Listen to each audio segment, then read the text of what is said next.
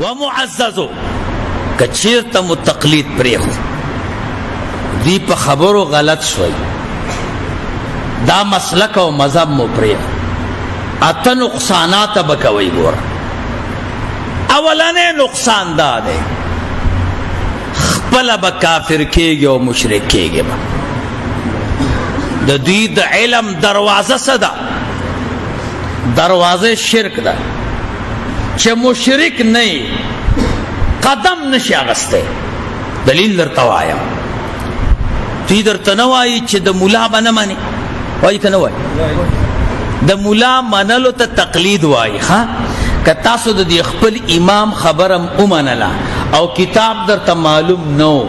نو دوی ته خبرې منلو ته تقلید وایي دوی تقلید ته شرک وایي نو ته به کله وابي کېږي ته به هله وابي کېږي چې میموري کې د تقریر واورې چې تقریر دې واورېده او دې منه کتاب خو درته نه دی معلوم کنه دې ته تقلید وایي چې تقلید وایي ته مشرک شو ابتدا دا ده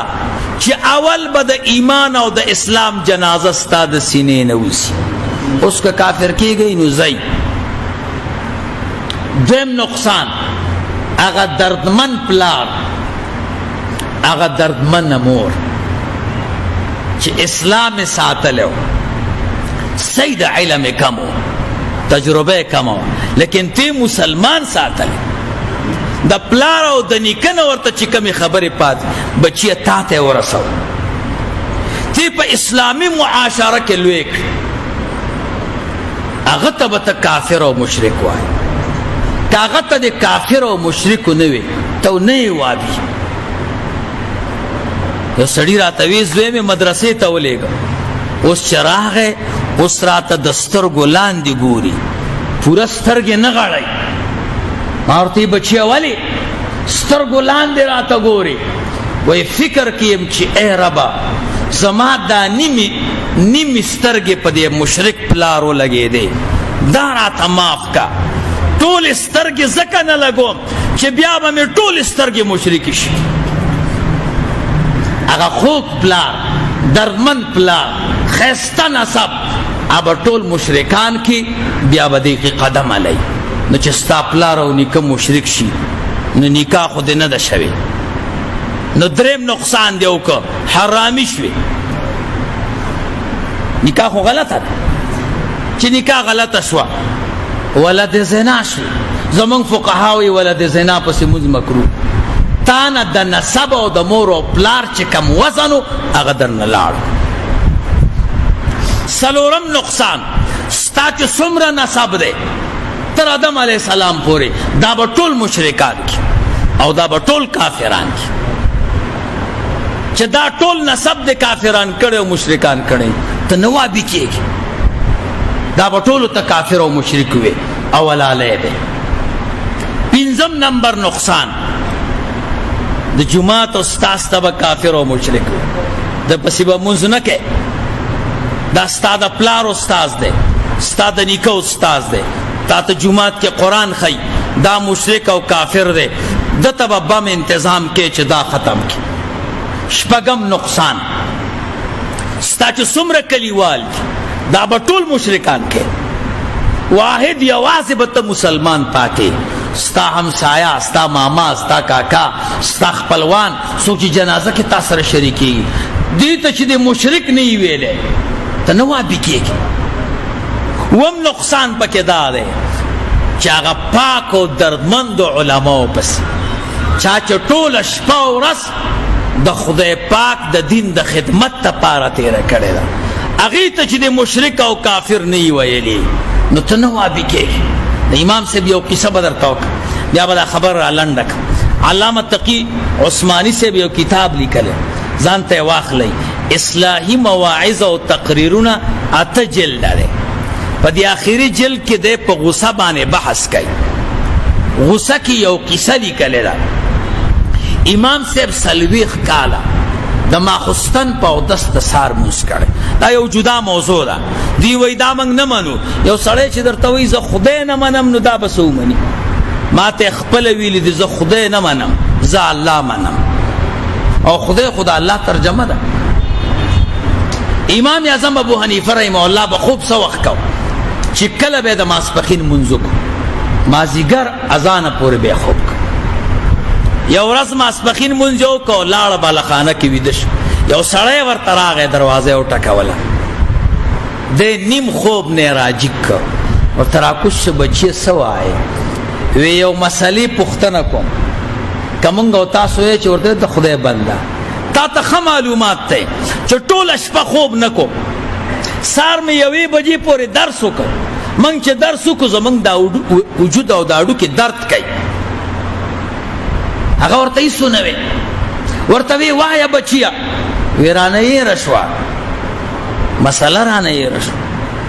وی ښځه چې درته یاده شي بیا راشه. دی بیا لاړه چې داسې سترګې لږې ورغلې هغه بیا دروازه وټکه بیا راکوش شه ولې بچیه تا راته وی چې مسله درته یاده شوه نو بیا راشه نو مسله راته یاده شوه راغلم وی وایه وی بیا رانه یېره شوه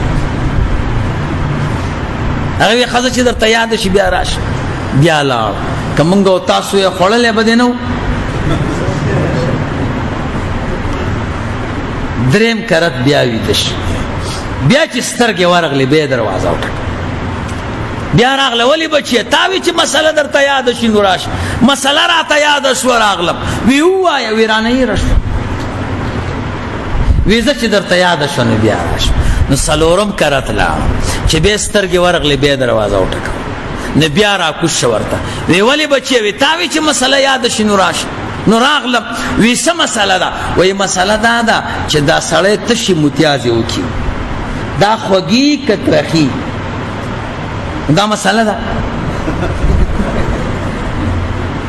امام صاحب ورته هېڅ ونه وی ورته وی بچیه ابتدا کې خوږي بیا وروستو ترخي شي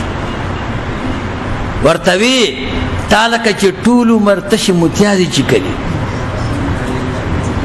لوی امام د زمانه غټ عالم د زمانه غټ خان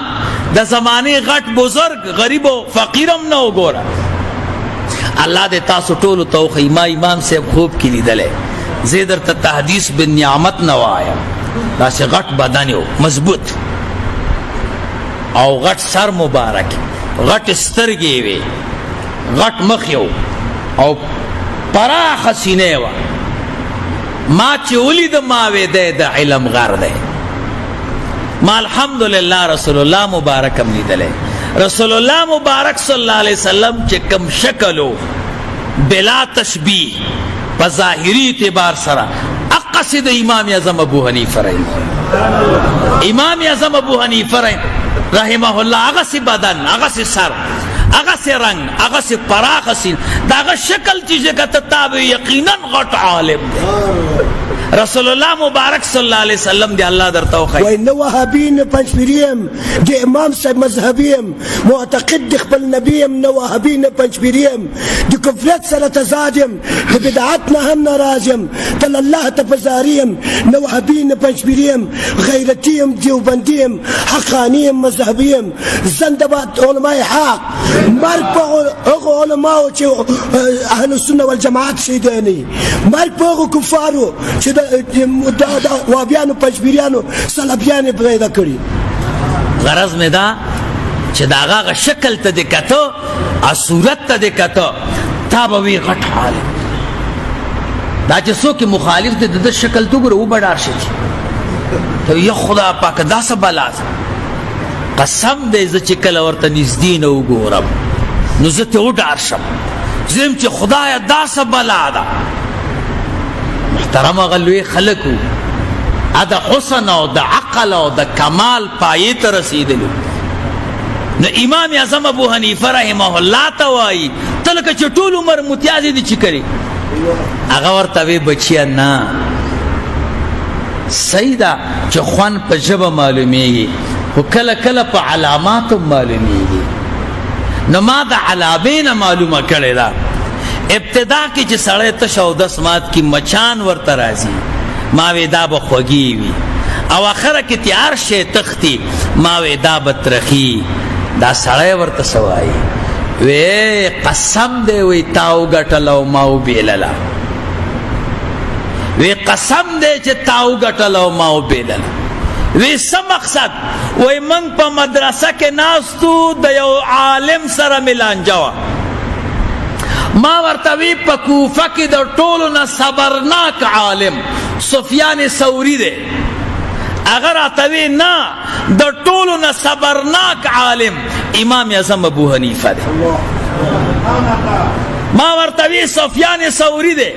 راتوی نا امام اعظم ابو حنیفه دے راتوی ورشه اوس چیکې کا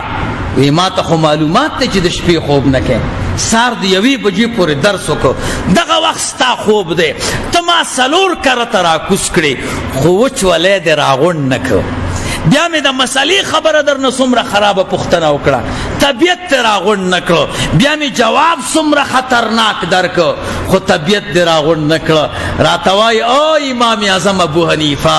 صبر او حلم او تقوا دې مبارک شه واخر دعوانا الحمدلله